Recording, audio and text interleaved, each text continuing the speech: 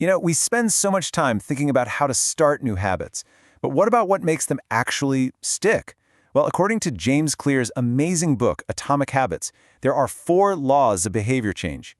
And today, we are diving into the final, and maybe the most important one, the law that really closes the loop and turns a one-time action into a routine you do for life. To get our heads around this, let's travel back in time to Karachi, Pakistan, in the late 1990s.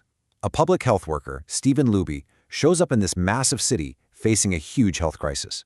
But he wasn't there to build shiny new hospitals. No. His mission was to change one single, incredibly simple behavior. And the scale of the problem he was facing? It was just staggering.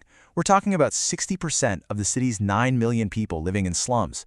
That means very little, if any, waste removal, no clean water, no proper sanitation.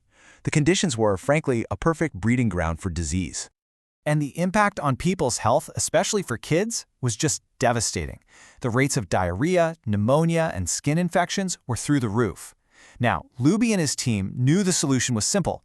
People just needed to wash their hands consistently. But here's the crazy part. The residents already knew that. So this was the big mystery, right? If everybody already understood how important it was to wash their hands, why weren't they actually doing it? The issue wasn't a lack of information. It was a lack of consistency. Something crucial was missing.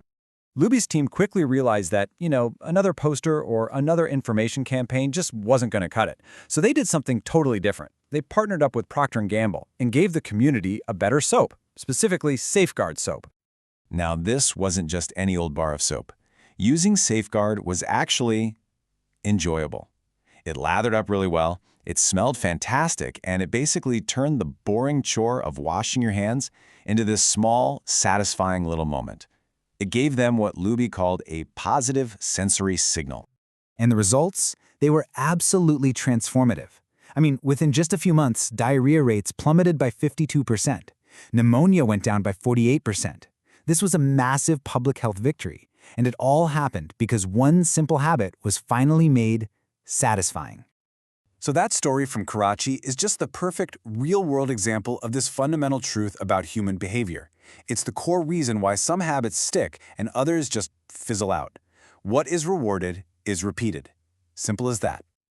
And that brings us right to the 4th and final law in James Clear's framework, make it satisfying. See, the first 3 laws, make it obvious, attractive, and easy, they get you to perform the habit this one time. But this 4th law? This is the one that ensures you'll do it again next time. It's what completes the habit loop. This right here is the cardinal rule of behavior change. Our brains are basically hardwired to repeat experiences that feel good. Those little feelings of pleasure, they're like a memo to your brain that says, "Hey, that was good, log that, let's do that again."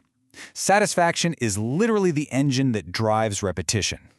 And once you see this, you start seeing it everywhere. Chewing gum didn't become a massive global habit until companies like Wrigley started adding satisfying flavors like spearmint and juicy fruit. Toothpaste manufacturers did the exact same thing. Adding mint isn't just for fresh breath, it's to create that satisfyingly tingly, clean mouthfeel. But why? Why is that little hit of satisfaction so incredibly powerful? Well, the answer isn't in some modern marketing textbook. It's actually deep in our ancient brain chemistry. We're basically running on Stone Age software in a modern world, a world of delayed gratification. Think about it like this. Our ancient ancestors lived in an immediate return environment. Their whole world was about right now. Find food now, escape the predator now. But us, we live in a delayed return environment. You go to work today for a paycheck that comes in 2 weeks. You exercise today to hopefully be healthy in 20 years. Our brains really struggle with that kind of delay. And this table just lays out the whole problem perfectly. For bad habits, the pleasure comes right away, and the pain comes later. Smoking a cigarette feels good now. The consequences are years away. For good habits, it's the opposite.